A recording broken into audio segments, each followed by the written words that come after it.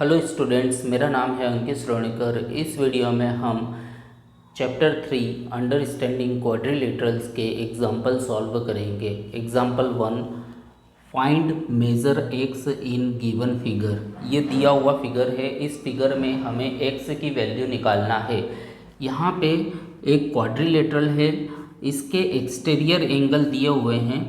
First 90 degree, second angle 50 degree, third angle 110 degree and fourth angle x दिया हुआ है। ये मिसिंग है, इसे हमें निकालना है। ठीक है, तो हमें मालूम है कि एक्सटीरियर एंगल, हमने एंगल सम प्रॉपर्टी में पढ़ा था कि सभी एक्सटीरियर एंगल का सम 360 डिग्री होता है। तो उसी प्रॉपर्टी का यूज़ करके हम इसे सॉल्व करेंगे। 90 degree plus 50 degree plus 110 degree plus x, इन चारों का सम इक्वल होगा 360 डिग्री के। तो ये एक इक्वेशन बन जाएगी और हम इस इक्वेशन में एक्स की वैल्यू फाइंड आउट कर लेंगे। एग्जाम्पल 1 का solution, 90 degree plus 50 degree plus 110 degree plus x is equal to 360 degree. यहाँ ब्रैकेट में आप रीज़न लिखेंगे। यहाँ पे रीज़न आप लिखेंगे एंगल सम प्रॉपर्टी, या फिर आप रीज़न लिख सकते हैं एक्सटीरियर एंगल सम प्रॉपर्टी, या फिर और ज़्यादा डिटेल में लिखना है तो आप लिख सकते हैं sum of all exterior angles of a polygon is always 360 degree. यानी कि किसी भी पॉलीगन के सभी एक्सटीरियर एंगल का सम हमेशा 360 डिग्री होता है। अब हम इसे आगे सॉल्व करेंगे। 90 प्लस 50 प्लस 110 डिग्री, ये हो जाएगा 250 डिग्री। फिर प्लस एक्स, देखो इन तीनों को सम कर दिया तो 250 डिग्री आया, plus X is equal to 360 degree, वैसा का वैसा लिख लेंगे। अब ये जो प्लस का पॉजिटिव 250 डिग्री है, इसको उस साइड भेजेंगे तो ये नेगेटिव हो जाएगा। यानी कि x is equal to 360 degree minus 250 degree. ये जो 250 डिग्री है उधर जाके नेगेटिव हो जाएगा। अब 360 डिग्री में से 250 डिग्री को सब्ट्रैक्ट कर लेंगे तो 110 डिग्री आएगा। यानी कि x की वैल्यू आ जाएगी 110 degree. This is the answer.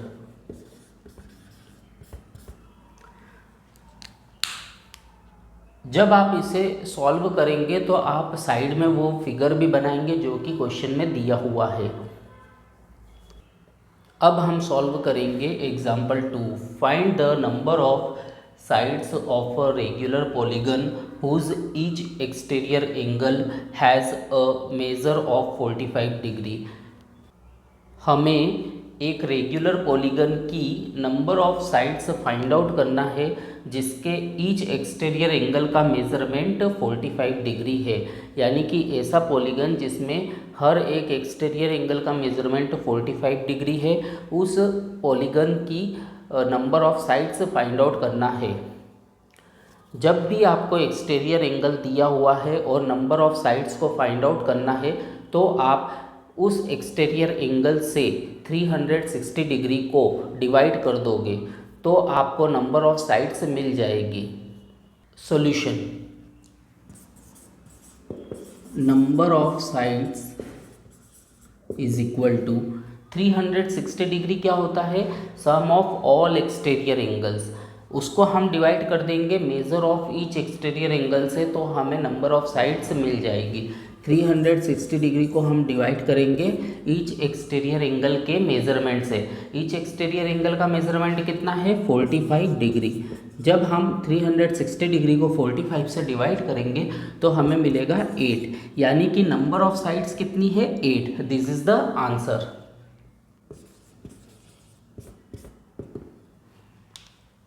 हम चैप्टर 3 अंडरस्टैंडिंग क्वाड्रिलेटरल्स के एग्जाम्पल 3, 4, 5 एंड 6 को सॉल्व करेंगे। Example 3, find the perimeter of the parallelogram PQRS। यहाँ पे आपको PQRS इस तरीके का एक डायग्राम दिया हुआ है। इस फिगर में हमें PQRS का पेरीमीटर निकालना है। पेरीमीटर का मतलब होता है सम ऑफ ऑल साइड्स। ठीक है, यानी कि इस पैरेललोग्राम की सभी साइड का सम क्या है ये हमें फाइंड आउट करना है। ठीक है। तो इस पैरेललोग्राम में आपको एडजेसेंट साइड यानी कि पास पास वाली साइड का मेज़रमेंट दिया हुआ है। पी क्यू का मेज़रमेंट 12 सेंटीमीटर है एंड क्यू आर का मेज़रमेंट 7 सेंटीमीटर दिया हुआ है। पैरेललोग्राम में अपोजिट साइड्स इक्वल होती है, यानी कि पी क्यू के बराबर एस आर का मेज़रमेंट होगा। पी क्यू अगर 12 सेंटीमीटर है तो एस आर भी 12 सेंटीमीटर होगा। यहाँ पे आर क्यू 7 सेंटीमीटर है तो एस पी भी 7 सेंटीमीटर होगा, क्योंकि पैरेललोग्राम में अपोजिट साइड्स इक्वल होती है। तो क्यू आर का मेज़रमेंट अगर 7 सेंटीमीटर है तो एस पी का मेज़रमेंट भी 7 सेंटीमीटर होगा। अब पेरीमीटर का मतलब होता है सम ऑफ ऑल साइड्स, तो हम इसकी सभी साइड का सम निकाल लेंगे। Perimeter is equal to 12 centimetre plus 7 centimetre plus 12 centimetre plus 7 centimetre.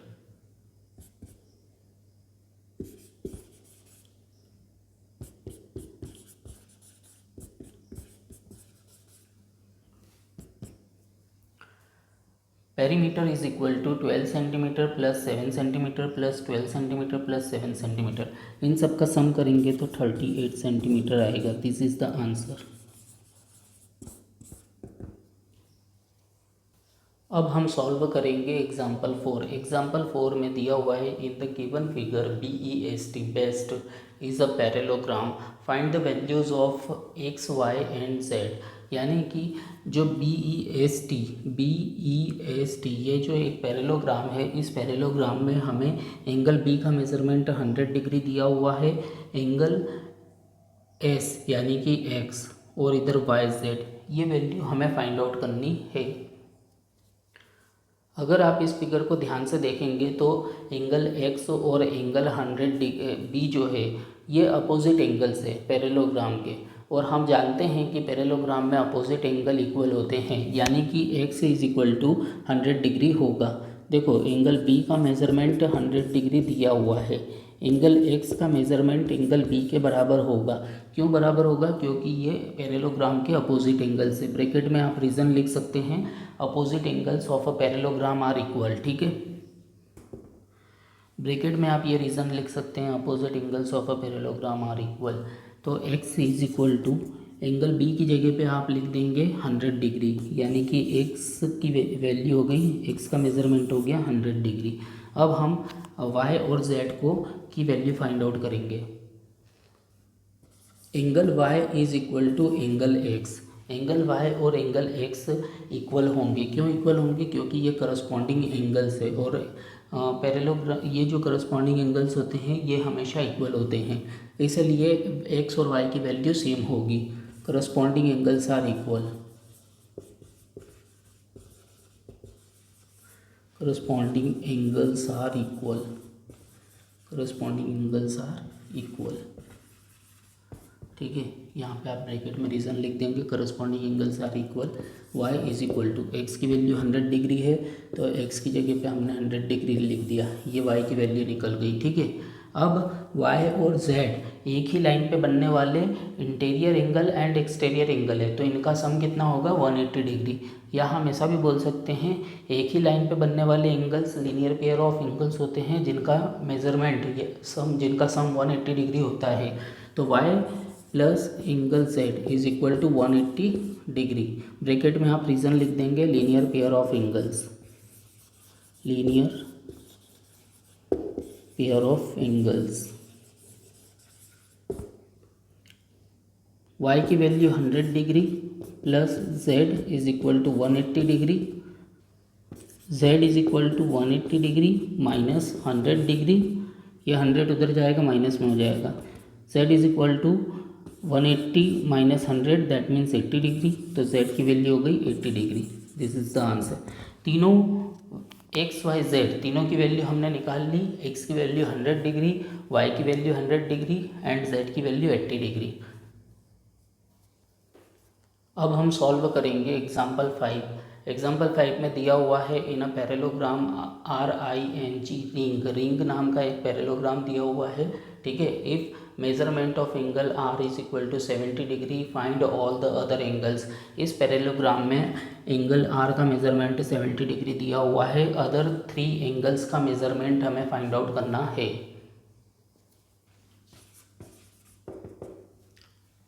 Solution. Angle R का मेज़रमेंट हमें दिया हुआ है 70 डिग्री, ठीक है। तो एंगल एन का मेज़रमेंट, ये जो एंगल है एन है, इसका मेज़रमेंट भी 70 डिग्री होगा, क्योंकि पैरेललोग्राम में अपोजिट एंगल्स इक्वल होते हैं। तो angle N is equal to angle R. क्यों लिखा? क्योंकि opposite angles of a parallelogram are equal.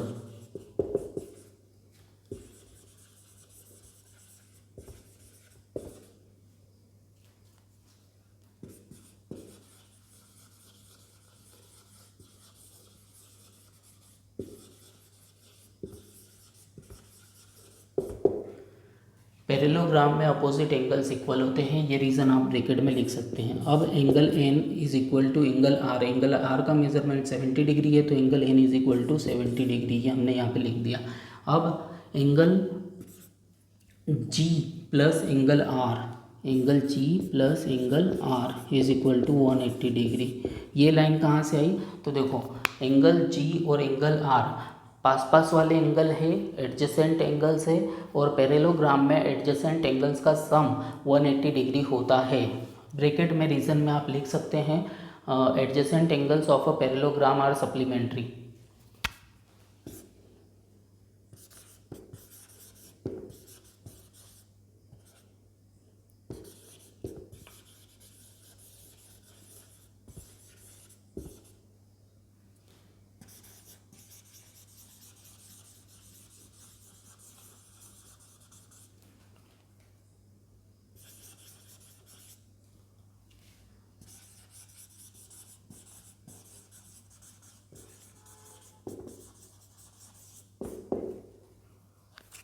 Bracket में आप ये रीज़न लिखेंगे adjacent angles of a parallelogram are supplementary, यानी कि पैरेललोग्राम के एडजेसेंट एंगल्स का सम 180 डिग्री होता है। Angle G is equal to 180 degree minus ये जो एंगल आर है उधर जाएगा तो माइनस में हो जाएगा, ठीक है।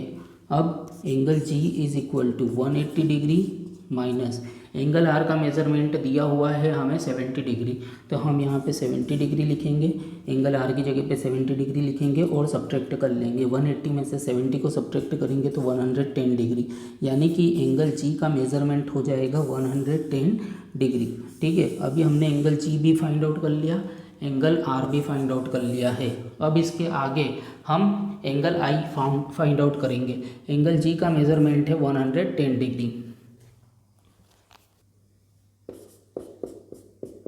एंगल आई का मेज़रमेंट एंगल जी के बराबर होगा, because they are opposite angles and parallelogram में अपोजिट एंगल्स इक्वल होते हैं। यहाँ पे ब्रैकेट में आप लिख देंगे opposite angles of a parallelogram are equal, ठीक है।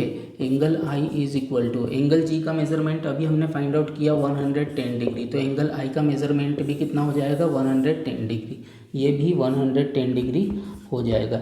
इस तरीके से आप पैरेललोग्राम के 3 एंगल का मेज़रमेंट निकाल सकते हैं, अगर एक एंगल का मेज़रमेंट पहले से दिया हुआ है तो।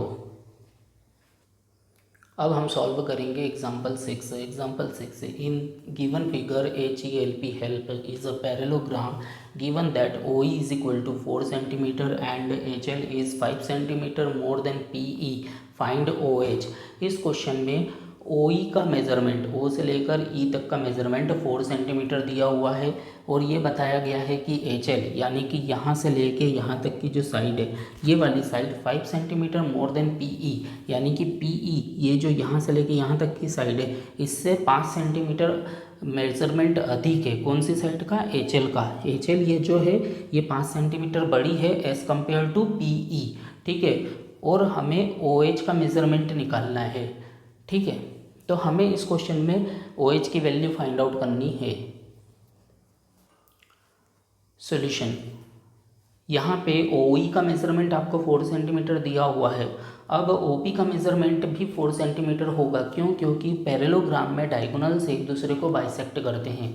तो जो O पॉइंट है ये PE का और HL का मिड पॉइंट है, ठीक है।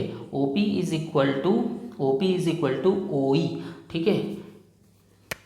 Given that OE is equal to 4 centimetre, ये आपको दिया हुआ है, ठीक है। OP is equal to OE, ये हमने कैसे लिखा? Because diagonals of a parallelogram bisect each other. यहाँ ब्रैकेट में आप लिख सकते हैं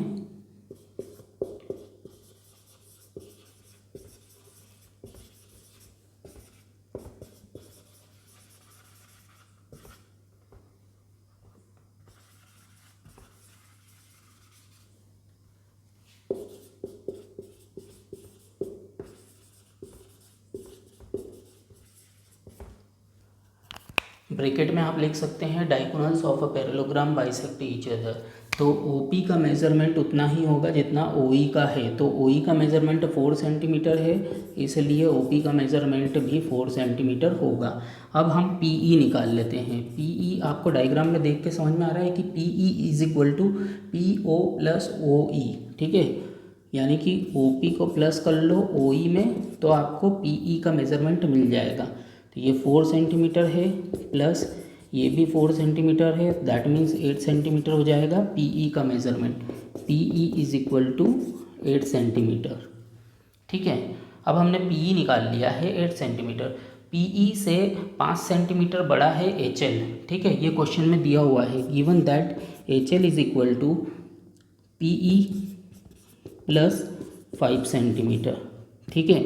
PE से 5 सेंटीमीटर बड़ा है HL, ये क्वेश्चन में दिया हुआ है, इसलिए हमने ये लिखा है। आप चाहे तो लिख सकते हैं ब्रैकेट में given that HL is greater than PE by 5 centimetre.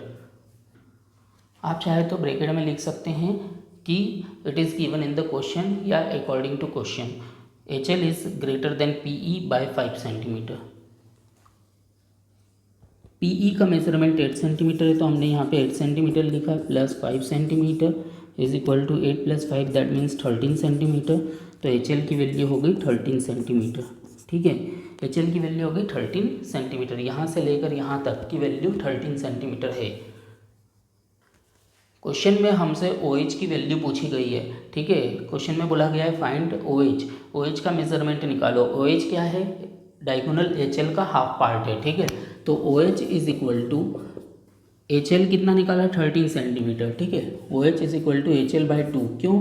क्योंकि OH जो है डायगोनल HL का हाफ पार्ट है, ठीक है। तो OH is equal to HL की वैल्यू रख दी हमने 13 सेंटीमीटर, 13 सेंटीमीटर बाई 2, ठीक है। HL की वैल्यू 13 सेंटीमीटर हम पहले ही निकाल चुके हैं, वो हमने यहाँ पे रख दिया, ठीक है। 13 centimetre by 2 that means 6.5 centimetre, ठीक है। OH की वैल्यू हो जाएगी 6.5 centimetre. This is the answer. 3 understanding quadrilaterals का एग्जाम्पल 7 सॉल्व करेंगे। Example 7, rice is a rhombus, RICE, rice is a rhombus, find XYZ, justify your findings. यानी कि आपको ये वाला फिगर RICE ये एक रोम्बस दिया हुआ है। इस फिगर में हमें X, Y और Z की वैल्यू फाइंड आउट करनी है। और हमने इसको कैसे फाइंड आउट किया है, इसके पीछे के रीज़न भी बताना है। As we know, diagonals of a rhombus bisect each other, hence this portion OE will be equal to OI, यानी कि OE is equal to OI, that means X equal होगा 5 के। तो X की वैल्यू हो गई 5। यहाँ ब्रैकेट में रीज़न आ जाएगा diagonals of a rhombus bisect each other, ठीक है। सिमिलरली यहाँ पे OR इक्वल होगा OC के, OR इक्वल होगा OC के। क्यों इक्वल है? Again same reason, diagonals of a rhombus bisect each other, hence OR is equal to OC। OR यानी कि Y and OC that means 12, तो Y का मेजरमेंट हो गया 12। अब हमें Z की वैल्यू फाइंड आउट करनी है। तो रोम्बस में सभी साइड बराबर होती है, इसलिए ER इक्वल होगा RI के, ठीक है। RI इक्वल होगा ER के। क्यों इक्वल होगा? रीज़न आ जाएगा all sides of a rhombus are equal, rhombus की सभी साइड्स इक्वल होती है, all sides of a rhombus are equal. So RI that means Z, ठीक है, is equal to ER that means 13, तो Z का मेजरमेंट हो जाएगा 13। तो हमें XYZ की वैल्यू निकालना थी, तो हमने निकाल ली। X की वैल्यू है 5, Y की वैल्यू है 12 एंड Z की वैल्यू है 13, ठीक है। हम चैप्टर 3 अंडरस्टैंडिंग क्वाड्रिलेटरल्स का एग्जाम्पल नंबर 8 सॉल्व करेंगे। Example 8, rent is a rectangle. ये RENT रेंट नाम का एक फिगर दिया हुआ है जो कि एक रेक्टेंगल है। Its diagonals meet at O, इसके जो डायगोनल्स है यानी कि RN एंड टी ई ये एक दूसरे को पॉइंट ओ पे कट करते हैं या एक दूसरे को पॉइंट ओ पे मिलते हैं। फाइंड एक्स की वैल्यू हमें फाइंड आउट करनी है। If O R is equal to 2x + 4 and O T is equal to 3x + 1, अगर ओ आर, ठीक है, ओ आर यानी कि ये वाली साइड, इसका मेजरमेंट 2x + 4 दिया हुआ है, ठीक है, यहाँ पे हम लिखेंगे 2x + 4 and O T is equal to 3x + 1, O T यानी ये वाली साइड, इसका मेजरमेंट दिया हुआ है 3x + 1, ठीक है, ये हमको दिया हुआ है और हमें x की वैल्यू फाइंड आउट करनी है। Solution, as we know diagonals of a rectangle are equal, hence TE equal होगा RN के, ठीक है, ये जो TE है इक्वल होगा RN के। ये दोनों डायगोनल्स आपस में बराबर होंगे क्योंकि रेक्टेंगल्स के दोनों डायगोनल्स आपस में बराबर होते हैं। यहाँ रीज़न आ जाएगा diagonals of a rectangle are equal. अब हम इन डायगोनल्स का हाफ पार्ट करेंगे, यानी कि TE को अगर हम 2 से डिवाइड करते हैं और RN को 2 से डिवाइड करते हैं, यानी कि दोनों डायगोनल्स का हाफ पार्ट करेंगे तो ये भी आपस में बराबर होंगे क्योंकि TE बराबर है RN के, इसलिए इनके हाफ पार्ट भी आपस में बराबर होंगे। TE का हाफ पार्ट क्या होगा? OT, क्या होगा? OT, ठीक है, और RN का हाफ पार्ट क्या होगा? OR, ठीक है, तो यहाँ पे हम लिखेंगे OR। अब OT की जगह पे हम लिखेंगे 3x + 1 एंड OR की जगह पे हम लिखेंगे 2x + 4। डायग्राम में ये दिया हुआ है, ठीक है, OT is equal to 3x + 1 and OR is equal to 2x + 4, ये डायग्राम में दिया हुआ है तो हमने डायग्राम से ही देख के लिखा हुआ है। अब इस 2x को हम इधर लाएंगे तो ये हो जाएगा 3x - 2x is equal to 4, ये जो +1 है उधर जाके -1 हो जाएगा। मैंने इस स्टेप में क्या किया, इस 2x को इधर लाया तो प्लस से माइनस का हो गया और +1 को उधर भेजा तो ये प्लस से माइनस का हो गया। अब 3x - 2x that means x is equal to 4 - 1 that means 3, तो x की वैल्यू कितनी हो गई? 3। हमको क्वेश्चन में बोला गया था कि फाइंड x की वैल्यू निकालो, तो x की वैल्यू है 3। This is the answer. अगर आपको कहीं पे भी कोई डाउट है तो आप कमेंट में पूछ सकते हैं। अगर आपको वीडियो अच्छा लगा तो like, comment, share and subscribe जरूर कीजिए। Thank you for watching our videos. मिलते हैं नेक्स्ट वीडियो में, तब तक के लिए बाय।